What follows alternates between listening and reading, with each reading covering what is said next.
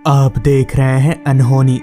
अनहोनी में आज की कहानी हमारे साथ शेयर की है अहमद जी ने। तो चलिए बढ़ते हैं आज की इस कहानी की ओर। साल 2017, जगह बनारसी स्टेशन। रात के 7:45 बज रहे थे। प्लेटफॉर्म की बेंच पर बैठकर मैं इलाहाबाद जाने वाली ट्रेन का इंतज़ार कर रहा था। दरअसल मैं यहीं रहता हूँ।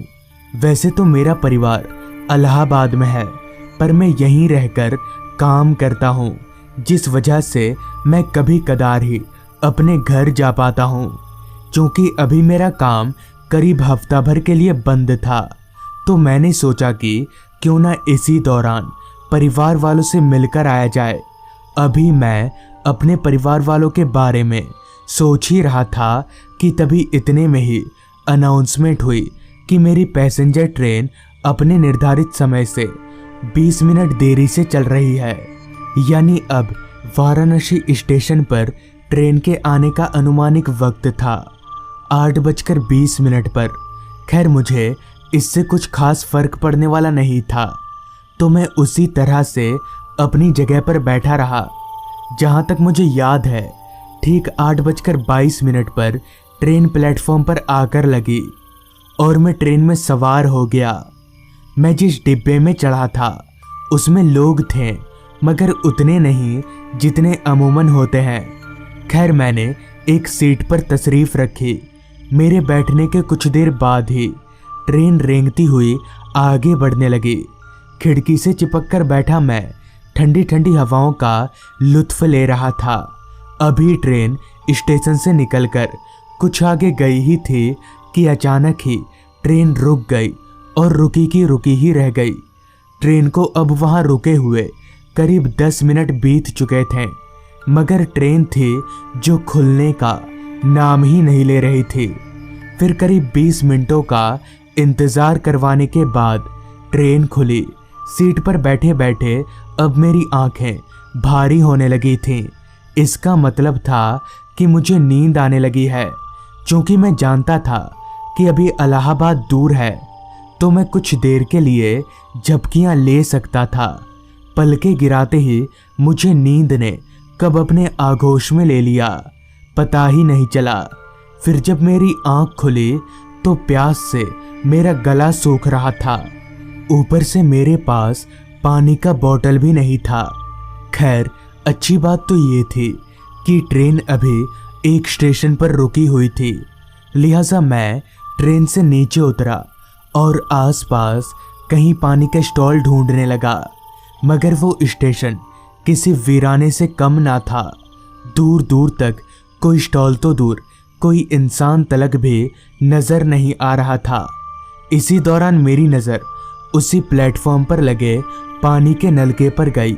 प्यास मिटाने के लिए मुझे पानी तो चाहिए ही था, लिहाजा मैं उस नलके की तरफ बढ़ने लगा। अभी मैं उस नलके की तरफ बढ़ ही रहा था कि तभी किसी चीज से मेरा पैर जोर से टकराया, जिससे मैं औंधे मुंह जमीन पर जा गिरा। मगर जब मैंने पीछे पलटकर देखा तो वहां ऐसा कुछ भी नहीं था जिससे मैं टकराकर गिर सकूं। खैर, मैं उठा और नलके के पास गया। मैंने जैसे ही नलका खोला कि मेरे होश उड़ गए। दरअसल उस नलके में से पानी के बजाय खून आ रहा था। मैंने झट से नलका बंद किया और भागने के लिए पीछे पलटा तो पाया कि मेरे सामने ढेर सारे लोग खड़े हैं। उन सभी के चेहरे बहुत ही बुरी तरह से कुचले हुए थे। इससे पहले कि मैं वहां से भाग पाता, उनमें से एक आदमी ने मेरा पैर पकड़ा और मुझे घसीटते हुए स्टेशन के दूसरी तरफ ले जाने लगा। मेरा दिमाग बिल्कुल सुन्न हो गया था। सब कुछ मेरी समझ से परे हो रहा था। मैंने ये मान लिया था कि अब मैं कल सुबह का सूरज नहीं देख पाऊंगा। तभी उनमें से एक आदमी ने मेरा हाथ पकड़ा, मगर जैसे ही उस आदमी ने मेरी कलाई पकड़ी कि एकदम से वो हवा में धुआं हो गया और उसके गायब होते ही वो सारे लोग भी पता नहीं कहाँ गायब हो गए। फिर मैं भागकर सीधे ट्रेन में पहुंचा और मेरे पास बैठे एक आदमी को पूरी बात बताई, जिस पर उसने बताया कि आज से कुछ साल पहले इस स्टेशन के प्लेटफॉर्म की छत ढह गई थी, जिसके नीचे बहुत से लोग दबकर मारे गए थे। कहते हैं कि उनकी आत्मा आज भी इसी स्टेशन पर भटकती रहती है। फिर जब मैंने अपनी कलाई की तरफ देखा तो पाया कि मेरी कलाई पर एक धागा बंधा है, जो कि मुझे एक फकीर ने दिया था, और साथ ही इस धागे को ना खोलने की हिदायत दी थी। तो दोस्तों, ये थी अहमद जी की भेजी गई कहानी।